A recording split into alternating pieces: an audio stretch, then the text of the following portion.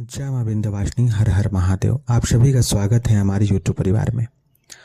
होलिका की रात्रि यानी कि फाल्गुन शुक्ल पक्ष पूर्णिमा तिथि का इतना महत्व क्यों है? तंत्र सिद्धि उस दिन क्यों इतनी चरम पे रहती है? इसके पीछे का कारण क्या है?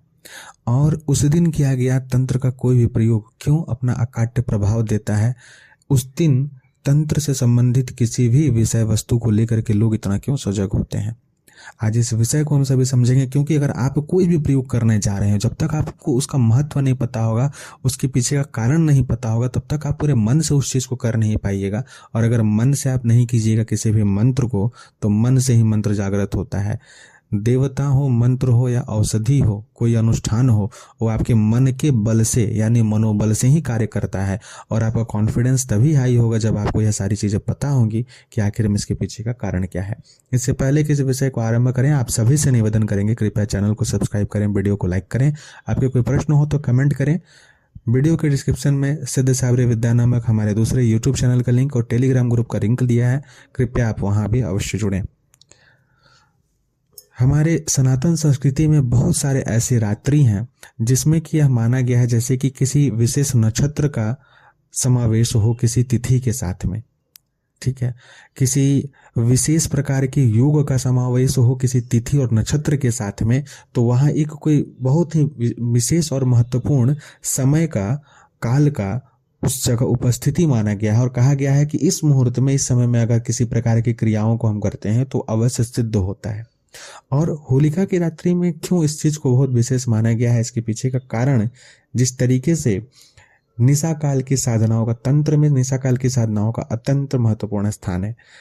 अब चाहे वो शिवरात्रि हो, चाहे वो दीपावली की रात्रि हो, या फिर जितने भी भगवान के अवतार हुए हैं, नारायण के जितने भी अवतार हैं, जगदम्बा के 10 महाविद्या स्वरूपों के जितने भी अवतार हैं, उन सभी अवतारों का जो निशा काल का समय रहा है उसका अत्यंत महत्वपूर्ण विधान रहा है।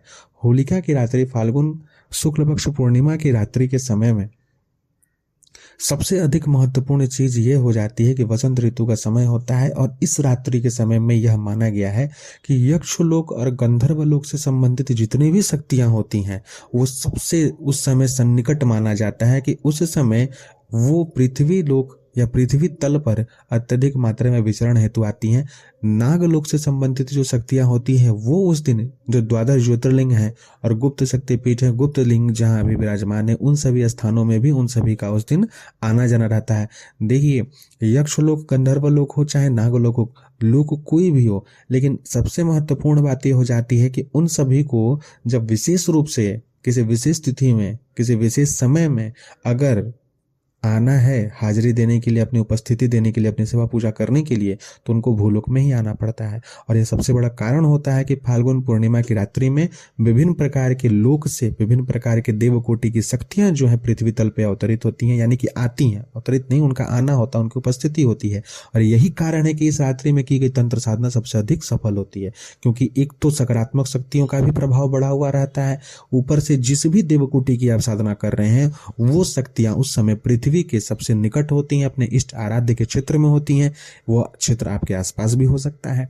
जैसे कि मान लेते हैं कि गंधर्व लोक की किसी आप साधना को कर रहे हैं, किसी गंधर्व साधना को कर रहे हैं आप, तो उस दिन जो है, क्यों कहा जाता है कि होलिका की रात्रि से आप कोई साधना आरंभ कीजिए, क्योंकि उस रात्रि में यह बात कहीं ना कहीं 100% सही होती है कि केदार क्षेत्र में जो है, केदारेश्वर क्षेत्र में जो समय गंधर्व लोक की जितनी भी शक्तियां होती हैं, केदारेश्वर महादेव के पास उस समय जो है उनकी उपस्थिति होती है, वो सभी दर्शनार्थ और या फिर उनके पूजन हेतु वहां पे जाते हैं। हिमालय के क्षेत्र में जो है जितनी भी गुप्त शक्तिपीठ है, उन सभी जगहों से जो यह शक्तियां हैं निष्कासित होकर के द्वादश ज्योतिर्लिंग क्षेत्र की ओर जाती हैं। उसके सिवाय भगवान नारायण के उनकी जितनी भी उपास्य शक्तियां हैं, अब यक्ष हो, गंधर्व हो, किन्नरी हो, अप्सराएं हो, या फिर कोई अन्य प्रकार की देवकोटि की शक्तियां हो, उनके जो लोक हैं, वो सभी विभिन्न प्रकार के देव देवताओं के सेवा पूजा साधना करते हैं। कुछ भगवती की करते हैं, कुछ महादेव के अन्य उपासक है, कुछ नारायण के उपासक हैं। तो आप जिस भी क्षेत्र से संबंधित, जिस भी महादेव महाशक्ति से संबंधित साधना उपासना कर रहे होते हैं, एक यह सबसे बड़ा विशेष कारण होता है कि होलिका की रात्रि में सबसे अधिक तंत्र का प्रभाव या फिर किसी मंत्र उपासना या किसी भी साधना का प्रभाव इसलिए भी पड़ जाता है क्योंकि ऐसे मान लेते हैं, एक उदाहरण के लिए, कि आप भगवती दुर्गा की साधना करते हैं, उपासना करते हैं। होलिका की रात्रि में अगर भगवती दुर्गा से संबंधित किसी मंत्र को जागृत कर रहे हैं तो कहीं ना कहीं भगवती दुर्गा से संबंधित उनकी कोई सेविका, उनकी कोई उपासिका, उनकी कोई दूसरे लोक से संबंधित कोई शक्ति जो पृथ्वी तल पर आएंगी, और जब वो देखेंगी, जब वो अपनी आराध्य की, शक्तिपीठ की अपनी सेवा पूजा वो करके जाते समय में वो जरूर विचरण करेंगे। देखिए, जो यह भूमि है ना, भारत भूमि, वो सभी शक्तियों को प्रसन्न है। देवता भी इसलिए कहा जाता है कि तरसते हैं, तो उनको कहीं ना कहीं यह आदेश है, आज्ञा है कि इस दिन वो जा सकते हैं अपने अपने लोक से। उनके लोक के राजाओं के द्वारा उनको कहीं ना कहीं मार्ग दिया जाता है। तो जब पृथ्वी तल पर विचरण करती हुई वो शक्तियां अपने इष्ट की सेवा करते हुए किसी दूसरे मनुष्य को देखते हैं, चाहे वो कोई भी शक्ति हो, तो अवश्य वह वहां कृपा करती हैं, वो प्रसन्न होती हैं कि अरे इस जगह मैं जिनकी इतनी सेवा पूजा करता हूं या करती हूं, यह मनुष्य जो है, यह स्त्री जो है, यह भी जो है उनकी सेवा पूजा कर रहे हैं और उनके मंत्रों का जप कर रही हैं, और कहीं ना कहीं उनके द्वारा अप्रत्यक्ष रूप से कृपा आपको दे दी जाती है।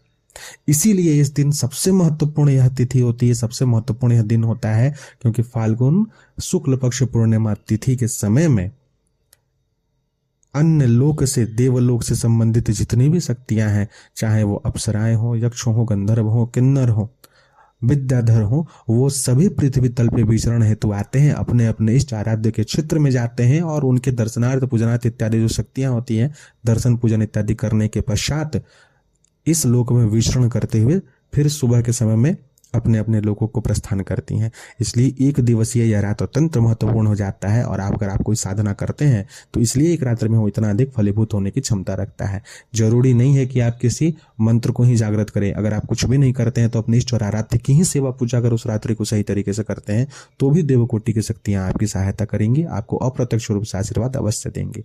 अतः मुझे लगता है कि आप सभी को यह विषय अच्छे से समझ में आ गया कि यह रात्रि क्यों इतना महत्वपूर्ण है, क्यों इस प्रकार से जो है चीजें सही तरीके से प्रभाव देती हैं। अतः अब आप इस विषय को जानने के पश्चात सही तरीके से आप जो भी साधना करने जा रहे हैं, पूरे मन के साथ, पूरे श्रद्धा के साथ और पूरे अपने जितना आपके भीतर सामर्थ्य है, उस पूरे सामर्थ्य और समर्पण के साथ उस साधना को कीजिए। पता नहीं कौन सी देव शक्ति आप पे प्रसन्न होकर के अप्रत्यक्ष रूप से कृपा कर दें, प्रत्यक्ष रूप से कृपा कर दें, और उसके पश्चात आपके सारे काम बन जाएं। आशा करते हैं आप सभी को इससे लाभ प्राप्त हो।